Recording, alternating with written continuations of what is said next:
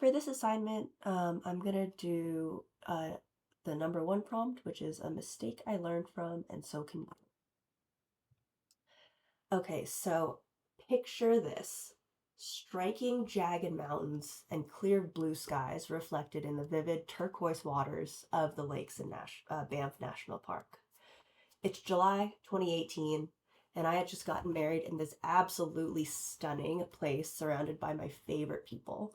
So you can imagine that I was on cloud nine. We'd planned a number of activities with our closest friends and family the week after the wedding, concluding with a multi pitch climb and a collective family dinner on our last full day. We were really excited for the climb and had been preparing for weeks, ensuring that we had all the right gear, knew all the steps and the knots. And it was a low difficulty climb, which was good for us because it was going to be our first multi pitch endeavor.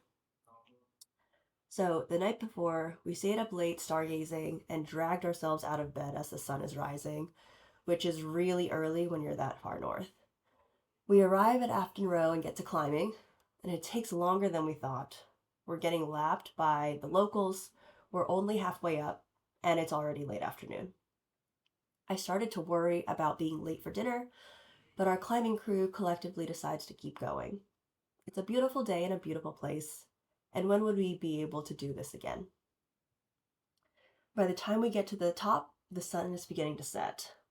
And now I'm really worried we weren't going to make dinner, but it was too late to adjust the plan.